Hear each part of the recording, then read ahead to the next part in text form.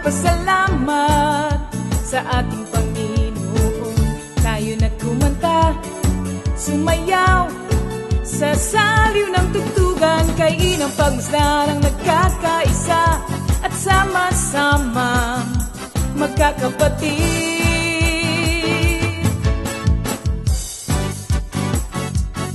Tayo na sumamba, kumanta. Tayo na sumamba, sumayaw kay Jesus. Kayo na at sumamba, magpasalamat sa ating Panginoon. Tayo na kumanta, sumayaw sa saliw ng tugtugan, kay inang pagmasdan ang nagkakaisa at sama-sama magkakapatid. Ibigay kay Jesus ang iyong problema. Magdasal, maghintay, magtiwala. Sa oras ng pangangailangan, si Jesus ang katugunan.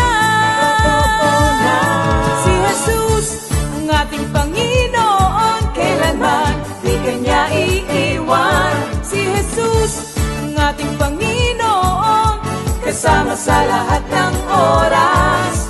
Papuri at pasasalamat tanging sa'yo, alay. Tanging sa'yo, alay.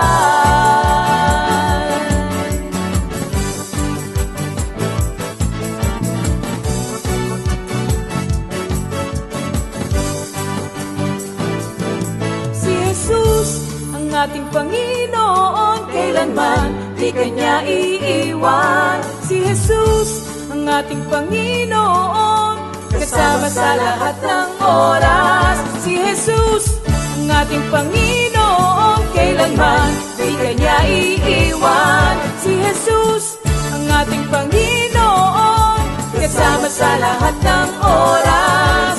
Papuri at pasasalamat tanging sa'yo, alay. Tanging sa'yo, alay.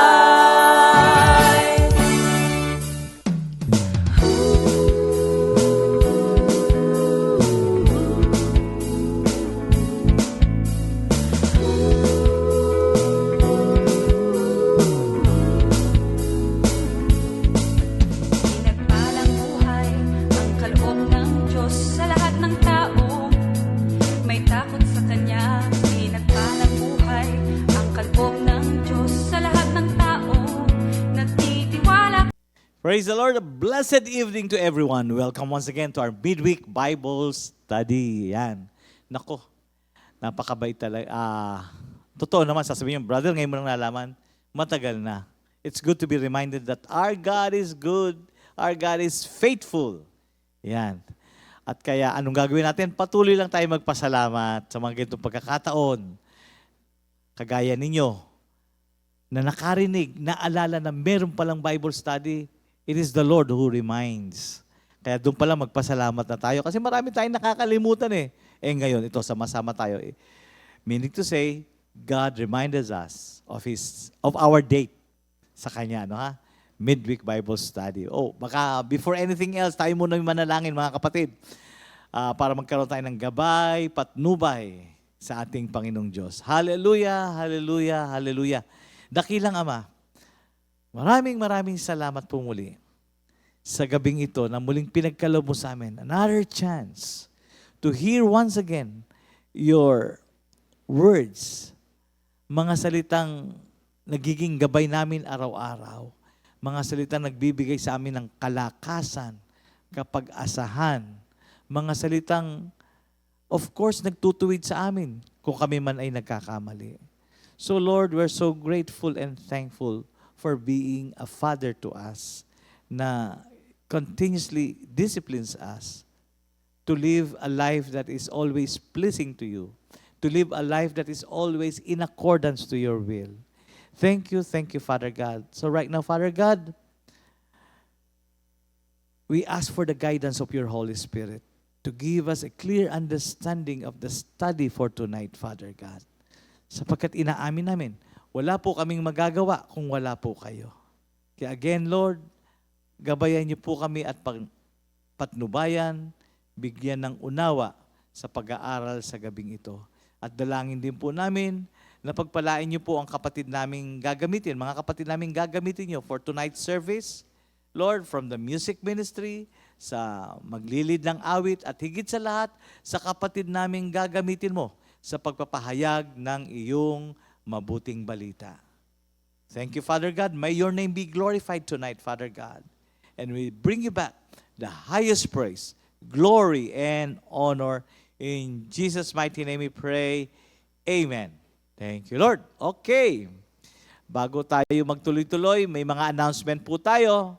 Mga kapatid, patuloy namin kayong inaabisuhan ba yan? O, na bisitahin po natin ang ating YouTube channel, which is Comfy Media. Itatype nyo, Comfy Media. Pasok. Kung wala pa kayo, of course, you must create your own account and subscribe. Hindi kayo marunong, tawagin si Apo, tawagin si anak. Sino pa? Kung sino man ang mga kabataan sa inyong bahay na teki, kasi panahon nila yan eh. Ineng, ito, igawa mo naman ako ng aking account, ganyan. Sasagutin lang natin ang mga katanungan nila para yung nandun sa account, kayo yun. Okay? So, create your own account and subscribe para makapasok kayo. Pag tinype nyo, Comfy Media, lalabas po yan. Okay? Marami na po doon yung ating mga playlist, mga kapatid, yung ating mga songs. O, hindi ba? Hindi na tayo bibili ng CD. Hindi na tayo ano pa. Nandun na. I-type mo lang yung title, lalabas yan. Okay? Including po yung mga past events po natin, anniversaries. Naku, sarap panoorin po ng ating mga kaganapan ng mga nakaraan na panahon. Nakaka-encourage po yun. Bible study, kung meron kayong gustong ulitin na pag-aaral, nandun din po. And of course, yung mga fellowships, anniversary, yan. Nandun po yun, mga kapatid. Number 2, yan, nalalapit na po. Nag-iipon na po ba tayo? Yung ating alkansya, nangangalhati na ba para sa ating 44th year anniversary ng Comfy? Yan, anniversary ng Comfy. November 29 to 30, 2025 at Hotel Supreme Mall and Events Center, Baguio. Yan. Ang team po natin ay hango sa awit 16, 11. Psalm 16, verse 11. Ang team po natin, in your presence, Lord. Yan. Thank you, Lord. Mga kapatid, meron tayong deadline of payment, full payments and registration. Kinakailangan po by November 9, on November 9, 2025, tapos na po natin. Kompleto na po natin yung ano. And accommodation. Pakinggan niyo pong mabuti to. Malinaw, ha? Single room. Of course, pag single room, pang-isahang tao lang yan. 4,200. Yan. Twin room, of course, 2 tao lang ang pwede yan. That is 3,800 per head. Per head po yan. 2 tao. 3,800 times 2 yan. Okay. Triple room. 3 tao lang ang pwede sa loob niyan. At ang bawat isa ay nagkakahalaga ng 3,500. Okay?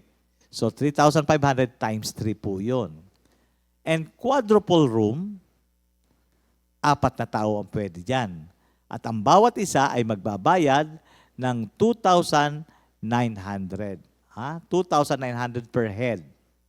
Kaya, yun ang malinaw na instruction po. Ano? Ang inclusions. Sa unang araw, day 1, meron pong tanghalian at snack sa hapon and dinner. Okay? Lunch,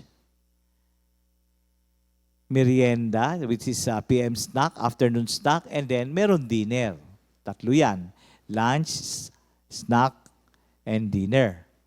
Sa day 2, sa ikalawang araw natin doon, sa Baguio, meron po tayong almusal, the breakfast, and merienda na lamang po. Wala na po yun. Hanggang merienda lang tayo ng umaga. Listen to this, 6 years old pababa, walang bayad. Wala ding kama, walang food. Okay?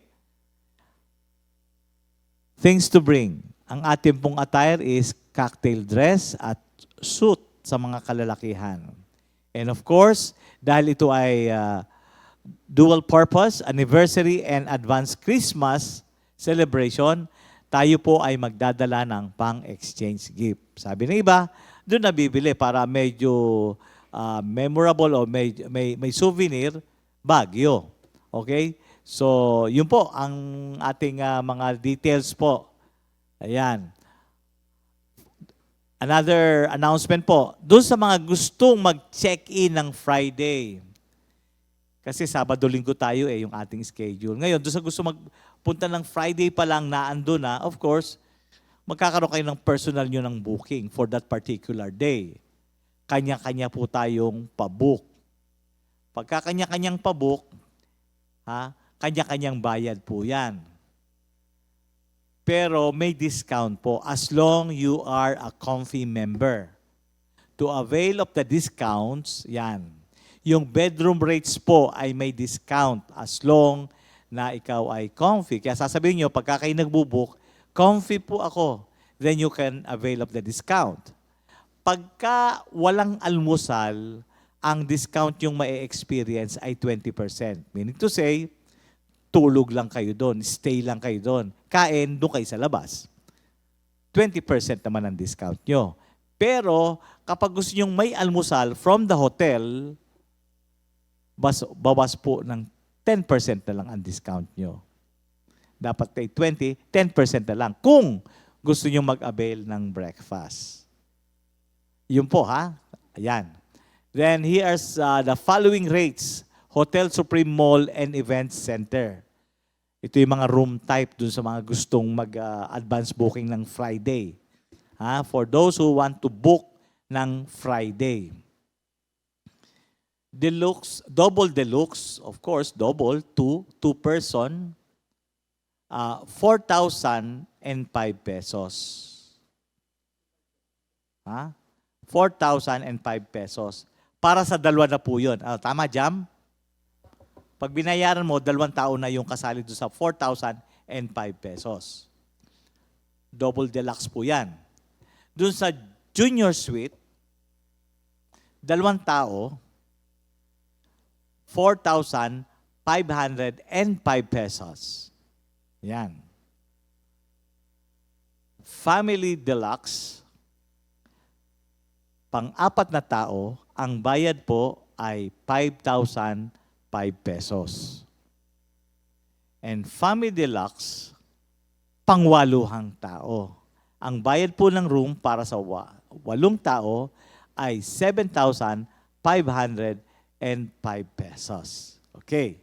Now, kung kayo'y magre-request ng extra bed, ay babayad po tayo ng additional 1,500 per bed. Of course, pag sinabing per bed, per person. Tama? Okay. So, some more details, some more ito naman po, doon sa kabilang room, kabilang hotel. Pero yun din po, yun din po yun, Tatawid Kalsada. Sila rin po may-ari nung hotel na yun. Yung deluxe, yung double deluxe, again, for 2 person, ay babayad po kayo ng 2,805 pesos for that particular room sa double deluxe na 2 tao po ang pwede doon. Ngayon, yung junior suite, of course, 2 person pa rin po, 3,305 pesos. Okay. Good for 2 person ho yun sa junior suite. Executive suite, 2 tao rin po ang pwede doon, 3,805. 3,805. Yan po sa executive suite. na good for 2 person. Now, Premier Suite. Pang 2 tao pa rin po to, 2 persons. Ang babayaran nyo for that particular room sa Premier Suite is 4,905 pesos. Now, we have the Superior Family Room na naglalaman ng 3 hanggang 4 katao, 3 to 4 persons. Ang bayad po doon sa Supreme Family Room ay 3,205 pesos. Okay? And we have also the Family Deluxe na naglalaman ng 3 hanggang 4 na tao din, 3 to 4 person. Family Deluxe, ang halaga po ay 3,505 pesos. Now, kung magdadagdag ng kama, magkakaroon tayo ng additional 650 pesos per bed. At yung tao po, 500 pesos ang dagdag. Malinaw po mga kapatid. Yan. Yung mga nabanggit pong rates, ima-minus po ninyo pa po doon ang 20% or 10% discount. Ang laban na lang doon, may pagkain o wala. Pag walang pagkain, 20%. Pag may pagkain, breakfast, 10%. Ganun lang po kadali yan. Okay? And for inquiries, mga kapatid, for details sa mga nabanggit ko po at baka meron kayong hindi nakuha, ang simple lang ang tatawagan nyo. It's either Sister Ria or Sister Jam. Okay? Now, yung tungkol naman sa mga bus, sa sasakyan, for bus inquiries, huwag niyong pagpapalitin yung dalawa. Pagka room rates, everything about the hotel, Sister Ria and Sister Jam. Ngayon, para naman sa sasakyan naman po, sa mga bus, ang tatanungin niyo po dyan, walang iba kundi si Sister Tata Nokum, ang asawa ni Minister Elmer, or sa pangalan niyang totoo, Sister Josephine Nokum. But we call him Tata. Again, sa kanila po natin itatanong ang tungkol sa bus. Of course. Now, we come to the celebrants. September 17, 2025, mga kapatid. Ayan. Uy, happy birthday sa ating kapatid na Sister Sally Flores. Yan. And Sister Angela Isabela. Brother Eli Sablay. Brother Gary Fonseca. Brother Francis Capis. Brother Mati Rosario. Brother Almar Algaba. Sister Hazel Agaba, and Sister Arlene Reboledo. Happy birthday, brothers and sisters. And of course, may nag-anniversary din. Happy anniversary, mga kapatid. Brother Senen and Sister Virgie Samante. Uy, happy anniversary, mga kapatid. And Brother Mon and Sister Joy Rubio. Uy. And Brother Almar and Sister Hazel Algaba. Yeah. It's their birthday and anniversary. Such a blessed day, mga kapatid. So, enjoy your day, mga kapatid. Brother Bong, pasok!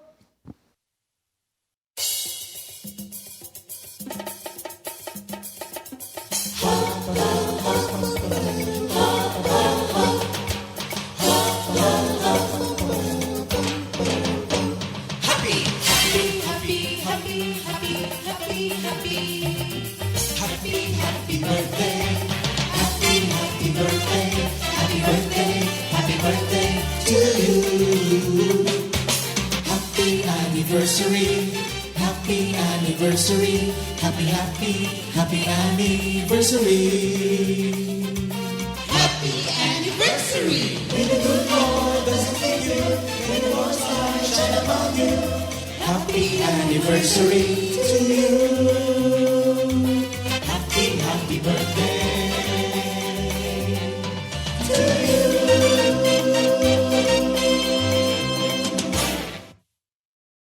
Okay, let's enjoy your day, mga kapatid. Happy birthday and happy anniversary. Such a blessed day.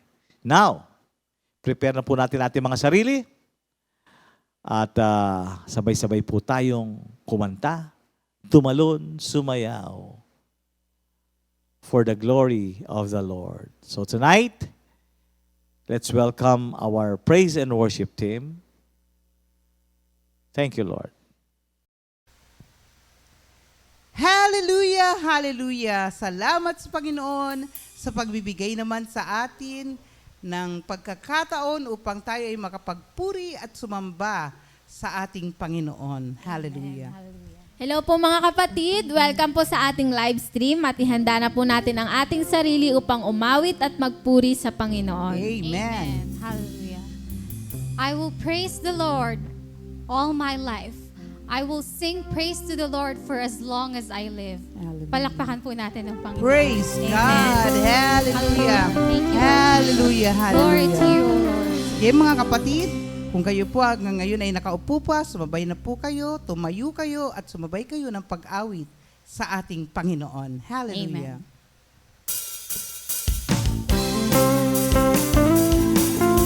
Di ko na malilimutan.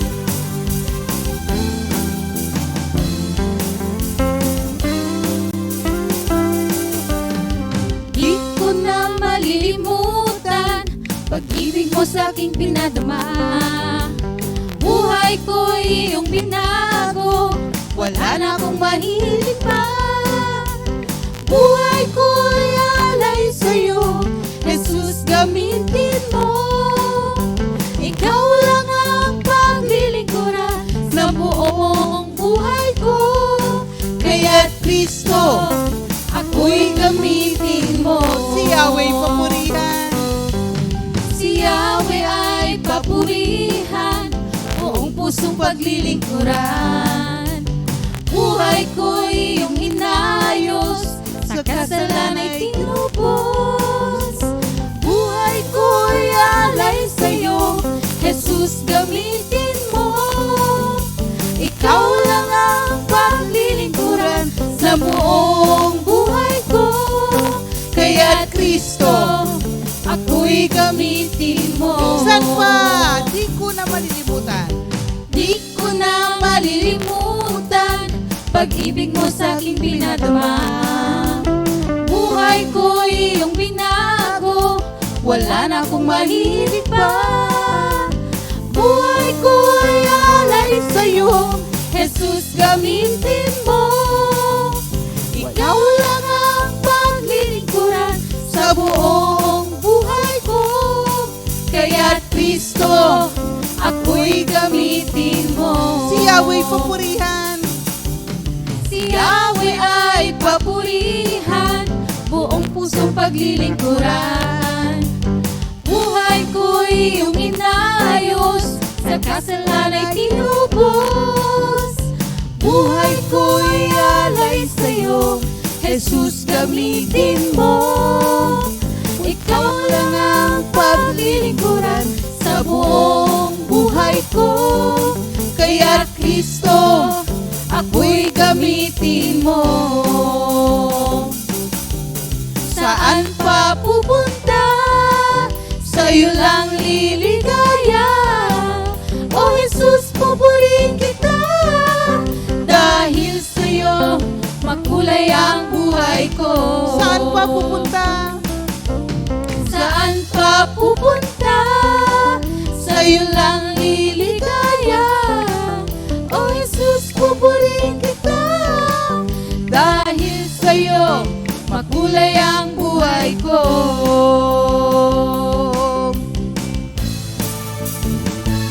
Halina't purihin, Luwalhatiin ang ating Panginoon. Puso ko'y nagpupuri, nagluluwalhati sa'yo. Pagdating ng umaga, pag-ibig mo'y aking nadarama. Pagsapit ng tanghali at gabi, patuloy ang grasya. Ikaw, Jesus, ang dahilan nitong ngiti sa aking mga labi. Buhay ko'y pinupuno mo ng halina't pagpapala. purihin.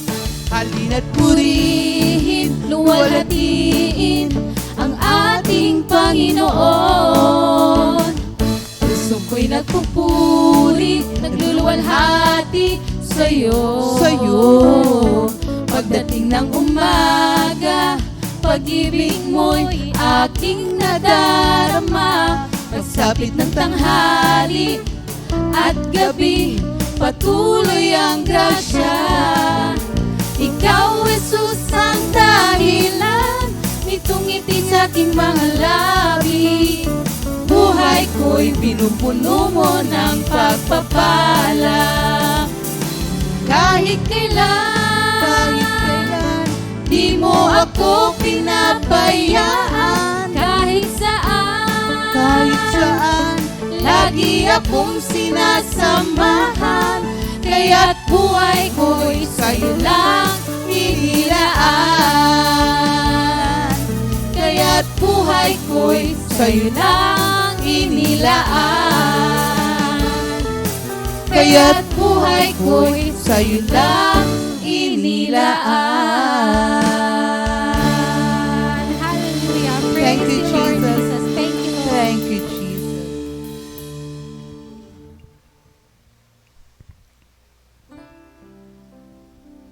Patuloy po tayong sumamba sa ating Panginoon. At tandaan natin, hindi nagbabago ang pag-ibig ng Diyos sa ating lahat. Hallelujah. O Panginoon, kay buti mo sa lahat ng panahon. Bawat saglit, bawat hibig, ako'y tinutugon.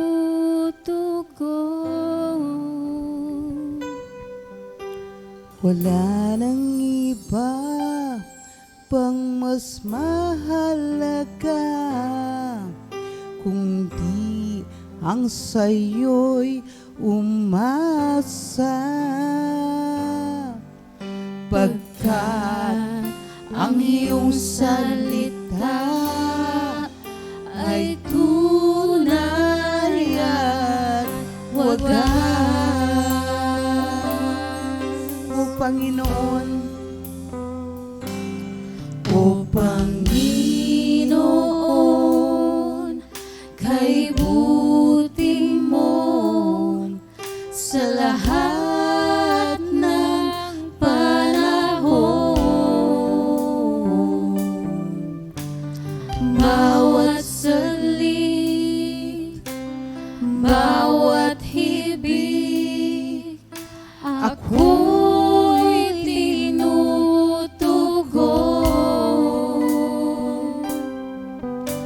Wala nang iba pang mas mahalaga kundi ang sa'yo'y umasa.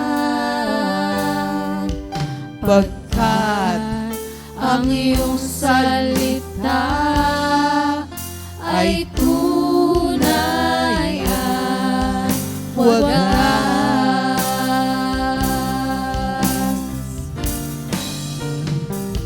O Jesus, kay buti mo, papuri ay para sa'yo. Hindi na kaya pang mabago ang nadarama ko. O Jesus, kay buti mo, papuri ay para sa'yo. Hindi na kaya pang mabago ang nadarama ko.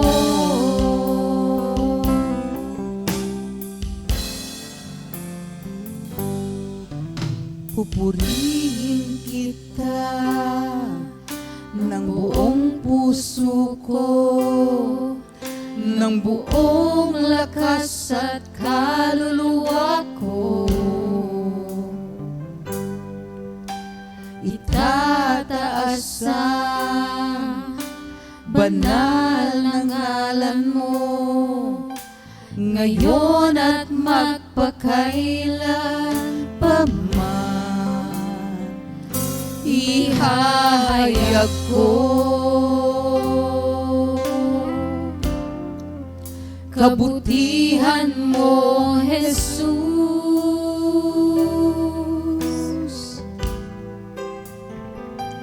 Ihahayag ko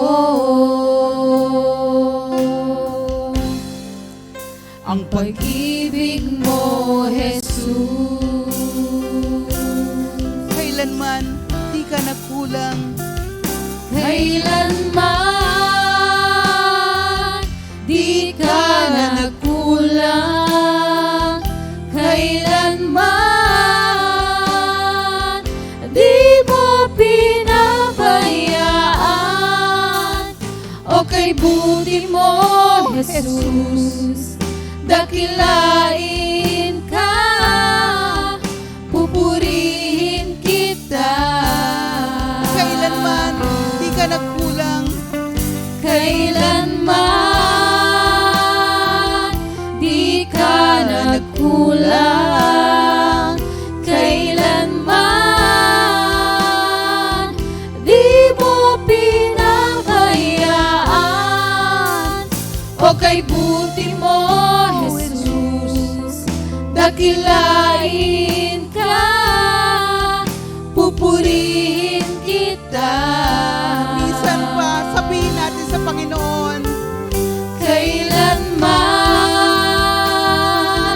di ka nagkulang, kailanman di mo pinabayaan.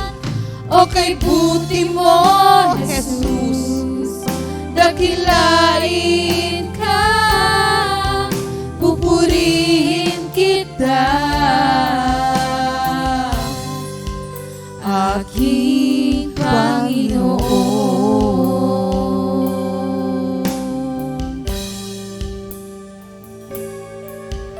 pupurihin kita. Aking Panginoon.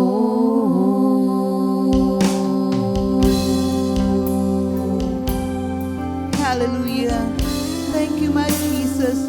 We praise you, my Lord. Praise you, We Lord worship Jesus. you. Hallelujah. Oh, Glory to you, hallelujah. Lord. Praise Thank you, you, praise you, my Jesus. you, Lord. Hallelujah. Hallelujah. Hallelujah. Glory, glory, glory, hallelujah. Purihin ng Diyos. Thank you. Praise and worship team. Glory to God. Ano ha? Napakasarap umawit, magpuri sa ating Diyos. That is our life, mga Kristiyano. Yan ang ating buhay. At yan ang nagbibigay buhay sa atin. Ang pag-awit sa ating Diyos.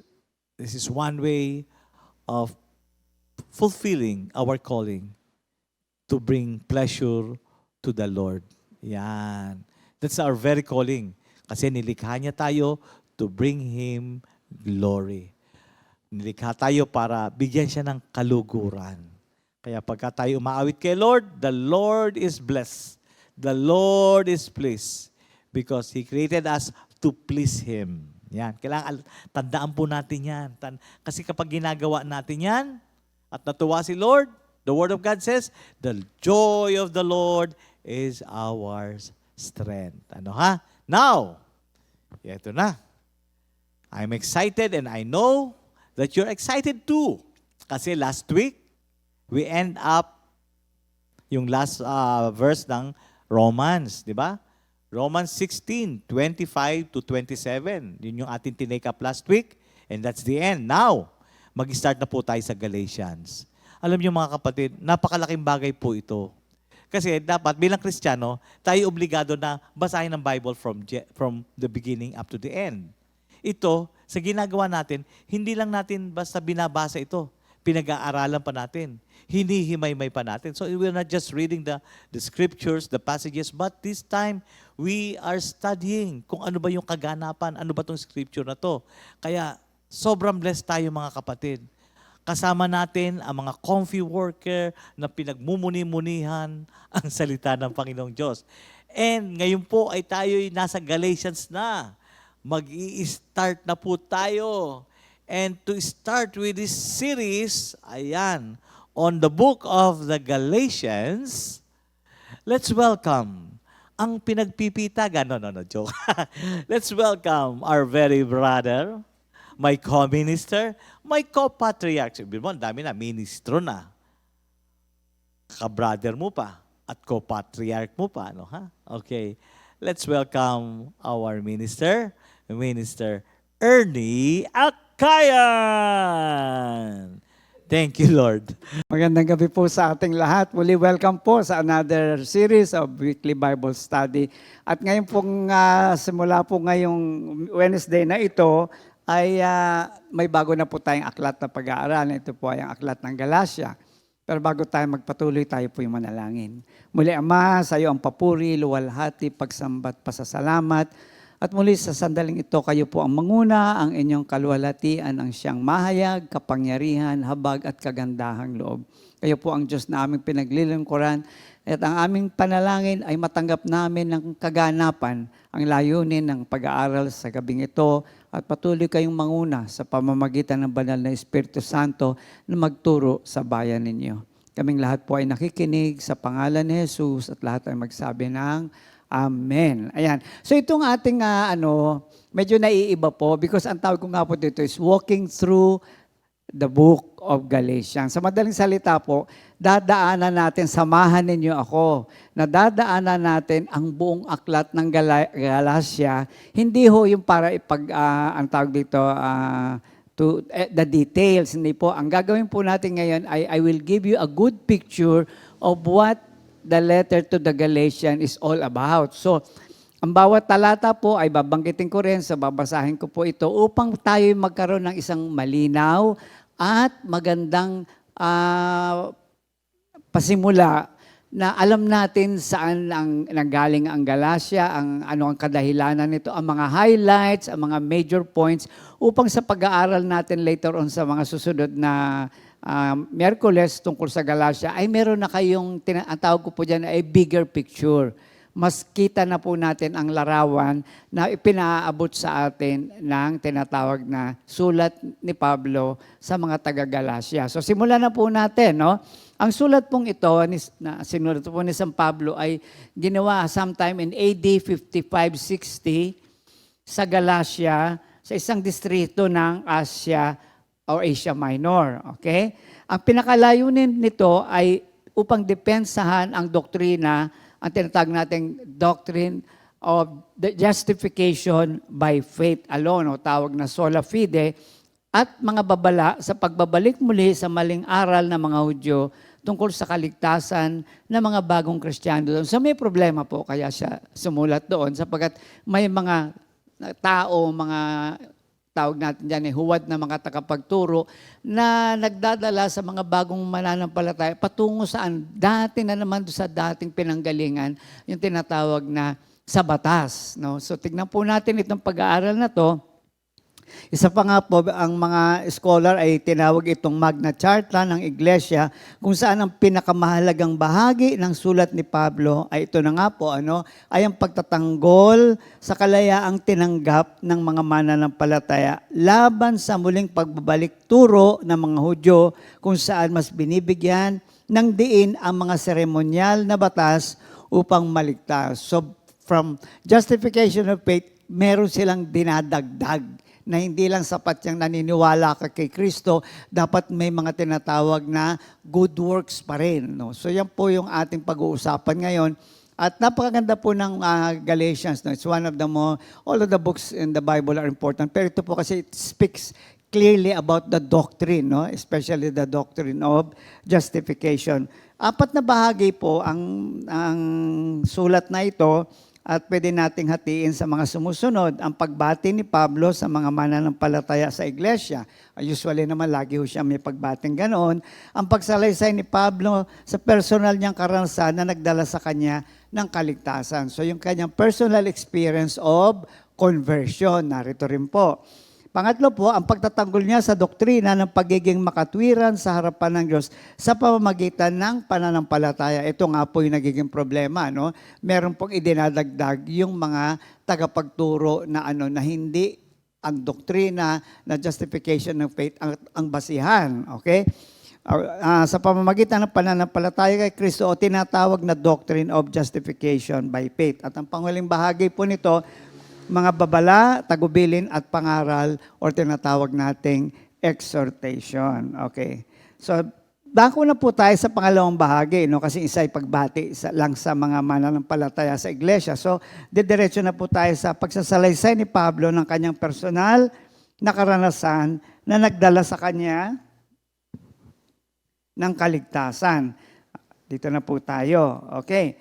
Dito po, unang-unang bahaging makikita natin, una ay na ang ebanghelyo na kanyang sinususog ay direktong kapahayagang tinanggap niya mula kay Kristo, bagamat siya noon ay masigasig na umuusig sa iglesia.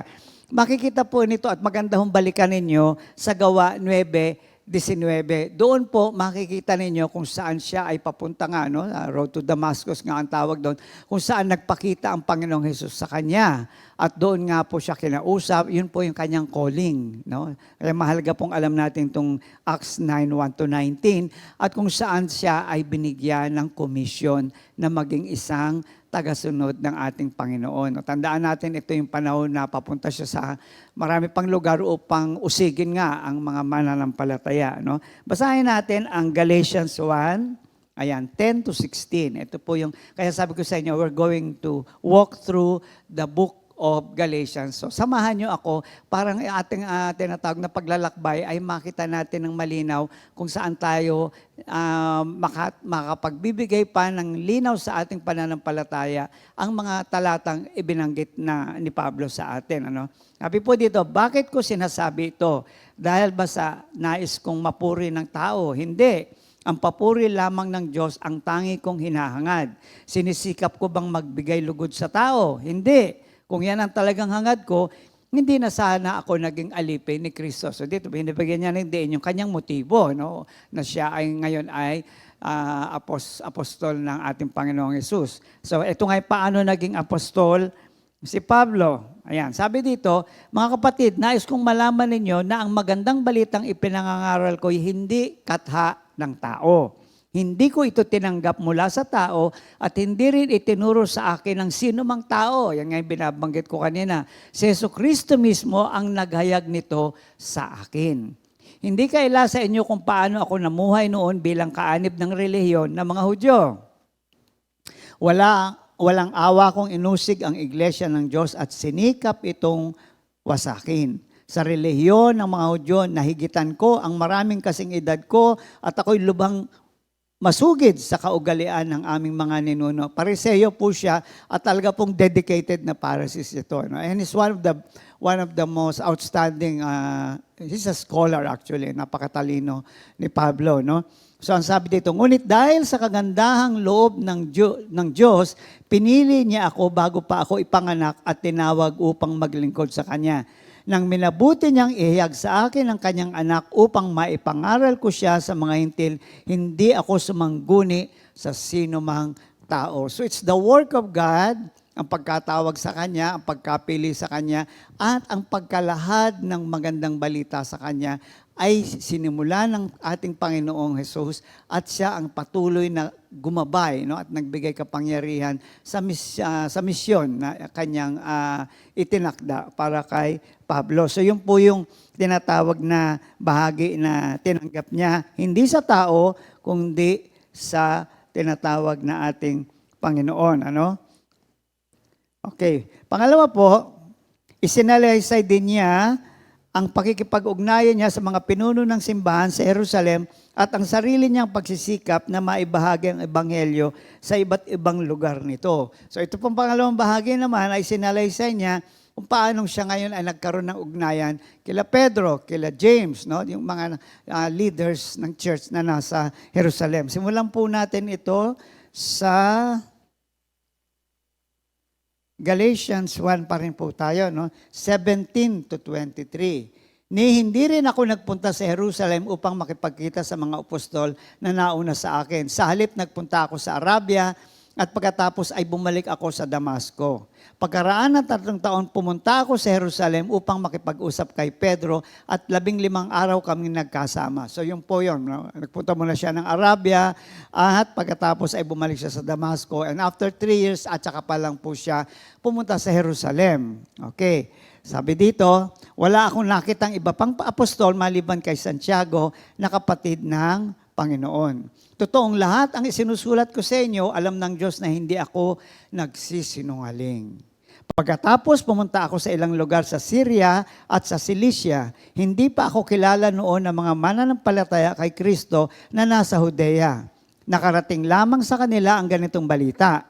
Ang dating umuusig sa atin ay nangangaral na ngayon ng pananampalatayang dati sinisikap niyang wasakin. So yun ang pagkakilala sa kanya. Naku, yan yung dating umuusig. Yan yung nagpapatay kay Esteban. Di ba? Naalala nyo, nung pinatay si Esteban, siya may hawak ng mga damit. No? So, at marami siyang ipinakulong ng mga mananampalataya. At doon siya, yun ang parang naging pagkakilala sa kanya sa iglesia. Ang taong dating umuusig sa iglesia. So ano pa ho ang bahagi nito? Ang lahat ng kanyang ginawa para sa iglesia ay sa pamamagitan ng gabay ng banal na Espiritu sa mga hintil. Halimbawa ay dito ay si Tito na isang hintil na pilit ng ilang huwad na tagapagturo na dumaan sa pagtuli. So lahat ang sinasabi dito ni Pablo, lahat ng aking kilos ay gabay ng Espiritu Santo. Hindi ito sarili kong gawa. At dito nga, no, basahin natin ang Galatians 2:1 to 5. Ano sabi dito? Makalipas ang 14 na taon, muli akong pumunta sa Jerusalem kasama si Bernabe. Isinama ko rin si Tito. Ito po yung binabanggit natin. Bumalik ako sapagkat inihayag sa akin ng Diyos na dapat akong pumunta doon. Ayun, nakita natin na ang kanyang pagkilos ay laging gabay ng Diyos. Nakipagpulong ako ng sarilinan sa mga kinikilalang pinuno ng iglesia at inilahad ko sa kanila ang magandang balitang ipinapangaral ko sa mga hentil. Kasi po ang kanyang tinatawag na misyon ay hindi sa mga Hudyong, kundi sa mga hentil. No? At tayo ho ay bahagi ng hentil. Ginawa ko ito dahil ayaw kong mawala ng kabuluhan ang aking ginawa at ginagawa pa. Kahit na sa madaling salat, pumunta siya sa Jerusalem para bang magsabi siya na nagre-report po siya. No? Napakaganda po ng kanyang ginagawa. Pagkagaling sa mission, babalik siya sa Jerusalem. Kumbaga nag-update siya, no? Progress report lagi na sinisigurado niyang ang kanyang ginagawa ay ayon sa kalooban ng Diyos at ayon sa direksyon ng iglesia. Kaya ho pumupunta siya sa Jerusalem. Okay. So, nasa na tayo? Nilahad sa kanila ang magandang balita, ipinapangaral ko sa mga ginawa ko ito dahil ayaw kong mawala ng kabuluhan ng aking mga ginawa at ginagawa pa. Kahit na isang Grego ang kasama kong si Tito, hindi nila pinilit na magpatuloy ito. Kahit may ilang huwad na kapatid na nagtangka na gayon. So mayroon ipinipilit yung maling pagtuturo. Nakihalubilo sila sa amin upang manmanan ang kalayaang taglay natin kay Kristo Jesus. Nais nila kaming maging mga alipin. Ayun sinasabi lagi ni Pablo, malaya na tayo bilang Kristiyano. Pero pag bumalik ka sa lumang pamamaraan, ay nagiging alipin ulit tayo ng mga bagay na nagpalaya na sa atin dahil kay Kristo Jesus. Hindi kami nagpailalim sa kanilang kagustuhan kahit isang saglit upang maingatan namin para sa inyo ang tunay na kahulugan ng magandang balita. So, yan po ang isang bahagi na napakahalaga pa at ito pa rin po, no, yung kanyang personal na patotoo. Ang iglesia sa Jerusalem ay kinilala ang kanyang pagiging apostol at ang kanyang ministeryo sa mga hintil. So, tinanggap po at kinilala nila Pedro at lahat ng leader sa Jerusalem ang kanyang misyon sa tinatawag sa Hentil. Saan natin makikita to? Galatia 2:7. Ayan, hanggang 10. Sa halip, kinilala nila na ipinagkatiwala sa akin ang pangangaral ng magandang balita sa mga Hentil. Kung paanong ipinagkatiwala kay Pedro ang pangangaral ng magandang balita sa mga Hudyo. So malinaw po yung kanilang division of labor, no?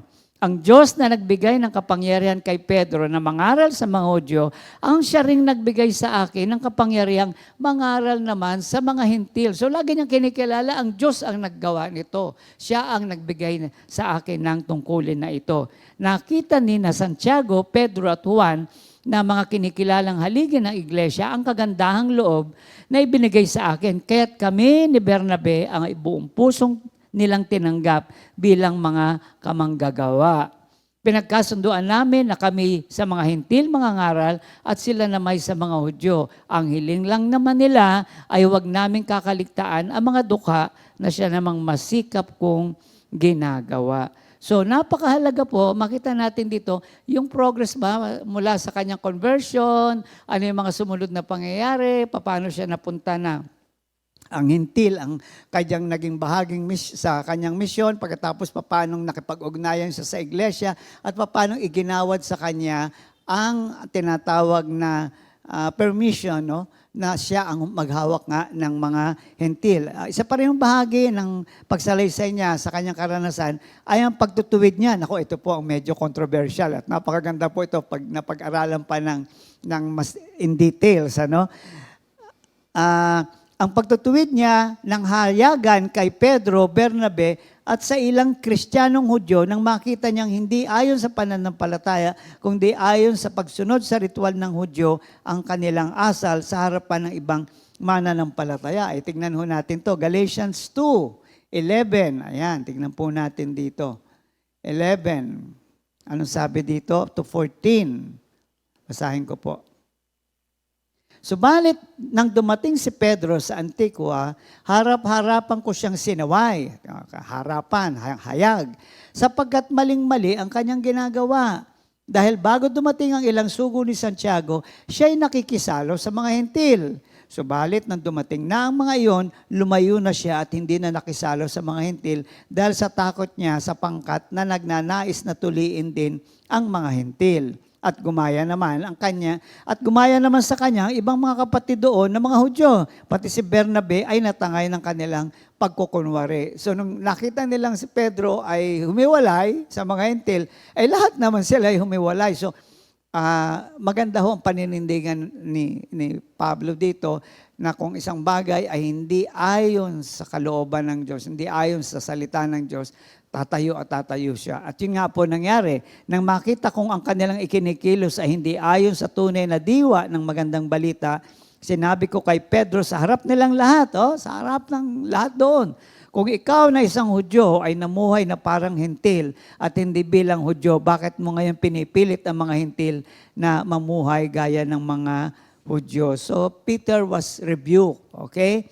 Mas bibigyan po ng diin niya nung magtuturo pag susunod. Ang pangatlong bahagi, the third major part, ang pagtatanggol niya sa doktrina ng pagiging makatwiran sa harapan ng Diyos sa pamamagitan ng pananampalataya kay Kristo Jesus ang tinatawag na justification of faith. So ito na po yung the defense of the faith by, tinatawag natin by Paul. Okay, tignan ho natin ito. No? Unang bahagi nito, ang paghahayag niya ng kahalagahan ng mga Kristiyanong Hudyo. Teka po. Ang pagtatanggol niya sa doktrina ng pagiging makatwiran sa harapan ng Diyos sa pamamagitan ng pananampalataya kay Kristo o tinatawag na justification by faith. So ang pagtatanggol niya dito ay ang the doctrine of justification. No? Tingnan po natin ang ilang bahagi nito. Unang-una po, paghahayag niya ng kahangalan ng mga Kristiyanong Hudyo na tumalikod sa kanilang bagong pananampalataya at muling nagbalik sa lumang batas ayon sa mga Hudyo. Ito po yung mga, kaya sabi nga, mamaya mababasa natin, kayong mga Galatia, mga hangal na Galatia. No? Para bang naibigay na sa inyo ang katotohanan, ngayon bumabalik na naman kayo sa mali. Basahin natin to sa Galatians 2:15-21. Kami nga'y ipinanganak na Hudyo at hindi makasalanang hintil. Gayunman, alam naming ang tao'y pinapawalang sala sa pamamagitan ng pananampalataya kay Hesukristo at hindi sa pamamagitan ng pagsunod sa kautusan. Kaya't kami ay sumasampalataya kay Kristo Jesus upang mapawalang sala sa pamamagitan ng pananampalataya sa Kanya. Yan nga po yung justification by faith. At hindi sa pamamagitan ng kautusan. Sapagkat walang taong pinapawalang sala sa pamamagitan ng pagsunod sa kautusan. Ngunit kung sa pagsisikap naming mapawalang sala sa pamamagitan ni Kristo ay matagpuan kaming makasalanan pa, nangangahulugan bang si Kristo ay tagapagtaguyod ng kasalanan? Hindi, sabi niya. Ngunit kung itinatayo kong muli ang winasa ko na, ipinapakita kong makasalanan nga ako. Ako'y namatay na sa kautusan sa pamamagitan rin ng kautusan upang ngayon mabuhay para sa Diyos. Ako'y kasama ni Kristo na ipinako sa krus. Napakaganda po ng binabanggit niya dito. Kaya't hindi na ako ang nabubuhay ngayon, kundi si Kristo na ang nabubuhay sa akin. At ang buhay ko ngayon sa katawan ay ikinabubuhay ko sa pamamagitan ng pananampalataya sa anak ng Diyos na nagmahal sa akin at naghandog ng kanyang sarili para sa akin. Sa 21, hindi ko tinatanggihan ang kagandahang loob ng Diyos. Kung ang tao ay mapapawalang sala sa pamamagitan ng kautusan, walang kabuluhan ang pagkamatay ni Kristo. Ayun po, binigyan niya ng diin yun. Kung ang batas ay kaya tayong iligtas, nawala ng saysay ang kamatayan ng ating Panginoong Yesus. Pero yun nga po, no, ang batas kailanman ay hindi maaring magligtas sa isang mga makasalanan. Ito na nga po ang pangalawang bahagi ng pangatlong major topic natin. Pag-apila niya sa mga taga-Galacia sa pamamagitan ng pagpapadala sa kanilang pag-apila niya sa mga taga-Galacia sa pamamagitan ng pagpapaalala sa kanilang espiritual na naranasan nang sila'y manampalataya kay Kristo Jesus. So, pinaalala ni Pablo yung spiritual na karanasan nila nung tanggapin nila ang Panginoong Jesus. No, tingnan natin to, Galatia 3, 1 hanggang 5. Mga hangal kayong mga taga-Galacia, ito yung binabanggit ko na. Sino ang nakagayuma sa inyo, sa harap mismo ng inyong mga mata, ay pinakita ang pagkamatay ni Jesucristo sa krus. Sabihin nga ninyo, tinanggap ba ninyo ang Espiritu sa pamamagitan ng mga gawa ayon sa kautusan o sa pamamagitan ng inyong pananalig sa inyong narinig tungkol kay Kristo? Talagang napakahangal ninyo. Nagsimula na kayo sa Espiritu at ngayon nais ninyong magtapos sa pamamagitan ng inyong sariling kapangyarihan. Wala na bang halaga sa inyo ang mga naranasan ninyo? Marahil naman ay mayroon. Dahil ba sa pagsunod ninyo sa kautusan ay ipinagkakaloob ng Diyos ang Espiritu sa inyo at gumagawa kayo ng mga himala o dahil sa pananampalataya na inyong narinig tungkol kay Kristo? So sabi niya dito, nang kayo ba ay, nang tanggapin niyo ba ang Espiritu? Ito ba ay nung tumanggap ka kay Jesus? O dun sa panahon na ikaw ay nananatili sa ilalim ng tinatawag na batas? Sabi niya, hindi. Natanggap niyo lang ang Espiritu ng Diyos nang kayo ay nanampalataya kay Kristo Jesus. Kaya nga sabi, ba't kayo bumabalik na naman doon sa magpapahamak sa inyo? Okay? So, pangatlo, pagpapakita na si Abraham ay naligtas sa pamamagitan ng pananampalataya lang. Makikita niyo po ito sa Genesis 15:6. Basahin po ninyo yon. Sa Genesis 15:6, pinangakuan kasi sabi nga ni Abraham, mayaman nga ako, sabi niya sa Panginoon, wala namang magmamana. Sabi niya ng Diyos, hindi, may magmamana. Ikaw ay magkakaroon ng anak at mula dito ay marami pang lahi ang ibubunga nito. At naniwala si Abraham sa ipinangako ng Diyos sa kanya. At ano sabi doon sa Genesis 15:6? At siya'y nagkaroon, binigyan ng katwiran sa harapan ng Diyos. He was considered righteous in the eyes of God. How? By faith. At itong binigyan niya example, si Abraham, na talaga namang patriarka ng mga Hudyo. Basahin natin sa Galatia 3, 6 hanggang Tulad ng nangyari kay Abraham, sumampalataya siya sa Diyos at dahil dito siya itinuring ng Diyos na matuwid. Kung gayon, maliwanag na ang mga nananalig sa Diyos ang mga bagong tunay na anak ni Abraham.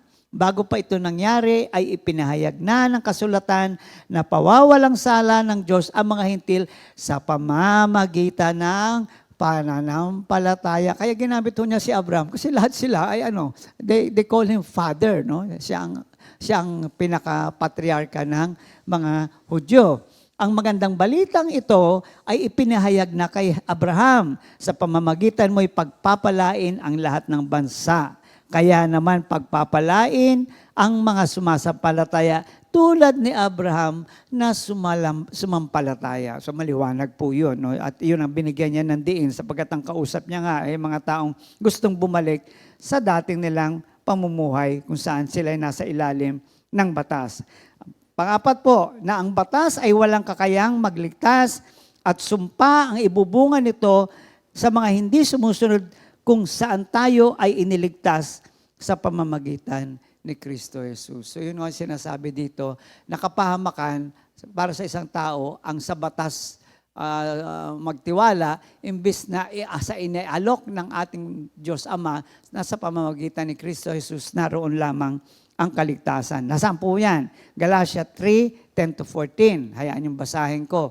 Ang lahat na nagtitiwala sa pagsunod sa kautusan ay nasa ilalim ng sumpa. Maliwanag ho. Sapagkat nasusulat, sumpain ang hindi sumusunod sa lahat ng nakasulat sa aklat ng kautusan.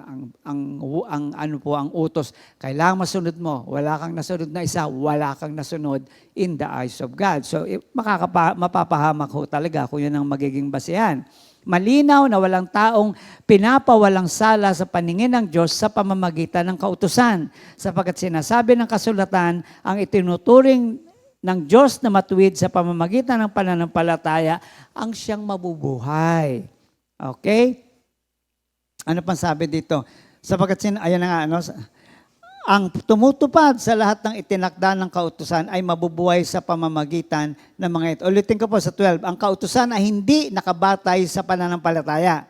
Sapagkat sinasabi ng kasulatan, ang tumutupad sa lahat ng itinakda ng kautusan ay mabubuhay sa pamamagitan ng mga ito. So, paano maliligtas nga naman kung ang basihan ay pagsunod, hindi nga tayo makasunod pare-pareho. Kaya nga ang inaalok sa atin ng Ama ay ang pananampalataya sa isinugo niyang kanyang anak. Tinubos tayo ni Kristo mula sa sumpa ng kautusan nang siya ay isinumpa para sa atin. Sapagkat nasusulat, isinumpa ang bawat binibitay sa punong kahoy. Ginawa ito ni Kristo upang ang mga pagpapalang ipinangako ng Diyos kay Abraham, pakinggan nyo, ay makamtan din ng mga hintil sa pamamagitan ni Kristo Jesus at sa pamamagitan ng pananalig ay matanggap natin ang Espiritong ipinangako ng Diyos. Ayan. Ano pa ho ba makikita natin dito? Na hindi pinawalang sala ng batas sa pamamagitan ng na hindi pinawalang sala ng batas ang kaligtasang tinanggap natin sa pamamagitan ng pakikipagtipan natin kay Kristo na nagbigay sa atin ng kaligtasan. No? Ulitin ko, na hindi pinawalang bisa ng batas ang kaligtasang tinanggap natin sa pamamagitan ng pakikipag-ugnayan natin kay Kristo Jesus na nagbunga ng ating kaligtasan. Tingnan po natin ito, 15-18. Mga kapatid, narito ang isang pangkaraniwang halimbawa. Kapag nalagdaan na ang isang kasunduan, hindi na ito mapapawalang saysay ni madaragdagan. Ngayon, nangako ang Diyos kay Abraham at sa kanyang supling, hindi sinasabi at sa kanyang mga supling na ang tinutukoy ay marami, kundi at sa iyong supling na iisa ang tinutukoy at ito'y si Kristo. Ito ang ibig kong sabihin, pinagtibay ng Diyos ang isang kasunduan at ipinangako niyang tutuparin ito. Ang kasunduang iyon at ang mga pangako ng Diyos ay hindi mapapawalang saysay ng kautusan. Ayun ang sinasabi natin, na dumating pagkaraan ng 430 taon.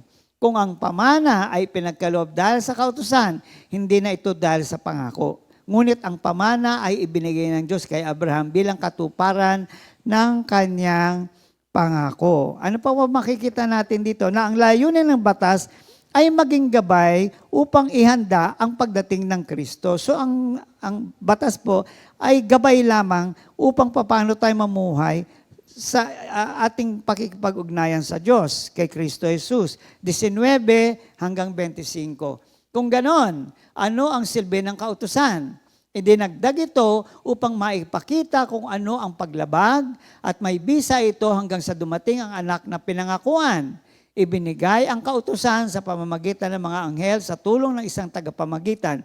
Kapag may tagapamagitan, nangangahulugang higit sa isang panig ang gumagawa ng kasunduan. Subalit ang Diyos ay iisa. So ano pa makita natin dito? Tuloy po natin, no? Ang ibig bang sabihin nito ay salungat ang kautusan sa mga pangako ng Diyos? Hindi. Kung ang kautusang ibinigay ay nakapagbibigay buhay, ang tao ay magiging matuwid sa paningin ng Diyos sa pamamagitan ng pagsunod niya sa kautusan. Ngunit ayon sa kasulatan, ang lahat ng tao ay alipin ng kasalanan, kaya't ang ipinangako ng Diyos ay matatanggap sa pamamagitan ng pananalig kay Hesukristo na ibinibigay sa lahat ng sumasampalataya. Bago dumating ang panahon ng pananampalataya, tayo ay nakakulong sa kautusan hanggang sa ang pananampalatayang ito kay Kristo ay mahayag. Kaya't ang kautusang ang naging tagapagdisiplina natin hanggang dumating si Kristo upang tayo maituring na matuwid sa pamamagitan ng pananampalataya. Ngayong dumating na ang panahon ng pananampalataya, wala na tayo sa ilalim ng taga-disiplina. Ano pa po? Na ang layunin ng batas, ay na nga po, nabanggit na pala natin, no? Na ang layunin ng batas ay maging gabay upang ihanda ang pagdating ng Kristo. At ang panghuli, pagpapakita ng kawalang saysay ng mga taong dating mananampalataya, subalit muling bumalik sa pamamaraan ng batas.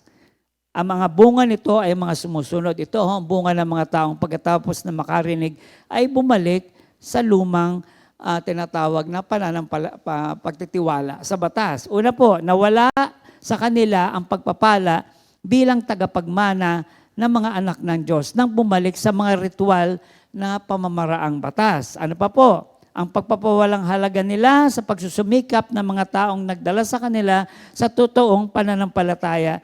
At dito rin po makikita natin ang pagsusumamo ni Pablo. Ayan.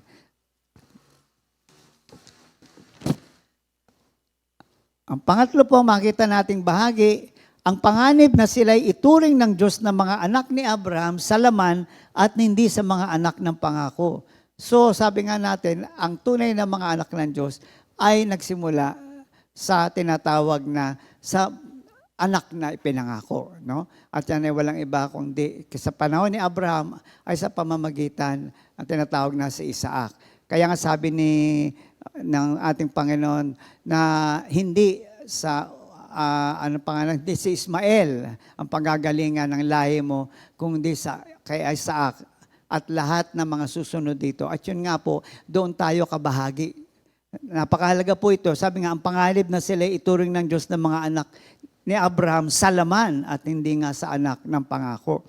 Pangapat po, hindi lang nawala ang kalayaang espiritual na tinanggap nila sa pamamagitan ng kanilang pananampalataya kay Kristo at naging walang saysa sa kanila ang sakripisyo ni Jesus. So, binaliwala nila ang sakripisyong na ginawa ng ating Panginoong Jesus na tinanggap na nila. Pero pagkatapos marinig ang mga huwad na pagtuturo, ngayon ay tumatalikod. No? Kaya nga po si Pablo ay talagang mariin ang kanyang pagsulat sa mga taga-Galacia kasi mapapahamak po sila eh. At ang huling bahagi po, mga babala, tagubilin at pangaral or exhortation. Ano una pong babala? Mga babala laban sa mga huwad na tagapagturo at maling paggamit ng kanilang kalayaan na buhat kay Kristo. Ito po ay sa Galacia 5:7 hanggang 13. So basahin na lang po natin upang maging kompleto yung ating pag-aaral sa gabing ito. Pangalawa po, mga tagubilin ukol sa kanilang buhay espiritual. So ito naman po yung mga tagubilin kung paano sila mamuhay sa kanilang espiritual. Yung buhay espiritual na tinanggap nila, bunga ng kanilang pananampalataya kay Kristo. Ang hidwaan ng laman laban sa espiritu. Ito makikita sa Galatia 5:17 hanggang 18. Ang mga gawa ng laman na hindi isinasaalang-alang ang paghahari ng Diyos. Okay. Ito po sa Galatia 5:19 hanggang 21. At ang huli po, ang bunga ng banal na espiritu na dapat makita sa mga mananampalataya. No? Galatians 5:22-26. Ito nga makikita natin, the gift of the Holy Spirit. So yun po'y bahagi ng mga babala at tagubilin ni Pablo sa mga mananampalataya sa Galatia. At ang panghuli po, mga katangian ng isang buhay espiritual. Naku, binigyan na rin po tayo ng kapahayagan tungkol dito. Unang-una, pagiging matulungin at handang magdala ng pasanin, no? ng kapwa. Bahagi po yan. Galatia 6:1 hanggang 2. Pangalawa po, kababaang loob, pagsusulit ng sarili at sariling pananagutan. Sa Galatia 6:3 hanggang 6. Pangatlo po, ang batas sa pagtatanim at pag-aani ay bahagi ng ating moralidad. Ito yung sa Galatians 6:7-9 na kung ano ang iyong tinanim ay siya mo ring aanihin. Ako, napakaganda po nitong mga isinulat ni Pablo at marami po tayong kaalamang matatanggap kung ating bibigyan ng diin at magiging seryoso tayo sa pag-aaral na ito. At ang huling bahagi po, ang kaibahan ng turo ng mga hidwang tagapagturo at ang mga turo ni Pablo. Sa mga maling tagapagturo ay ang ritual sa seremonya na tatak sa laman laban sa krus ni Kristo at ang mga marka ng Panginoong Yesus. Ano ba marka ng Panginoong Yesus? Ang kanyang pagkabayubay sa krus. So maganda po ito, binibigyan ng diin, ano ba ang kaibahan ng isang taong namumuhay sa laman, sa batas, at hindi namumuhay sa espiritu kung saan tinanggap nang sila ay manampalataya kay Kristo Jesus. So ito po ang pinakabalangkas ng Galatia at aking panalangin ay more or less meron tayong magandang larawan kung ano ang pag-aaralan natin sa 6 na Miyerkules o higit pa na pag-aaral ng Galatia. Kaya samahan nyo kami palagi at kayo po ay sabay-sabay tayong mag-aral at makatanggap ng pagpapala mula sa ating Panginoon. So, muli po tayong manalangin. Maraming salamat, Ama, sa gabing ito. Sa pagkakataong kami ay nakarinig at nabigyan ng isang maliwanag na larawan ukol sa sulat ni Pablo sa Galatia. Patuloy niyo pong ibuhos ang inyong pagpapala at karunungan sa amin upang patuloy kaming yumaman sa aming buhay espiritual. To God be the glory. In Jesus' name we pray. Amen. 2 Timothy 2:2. Hallelujah.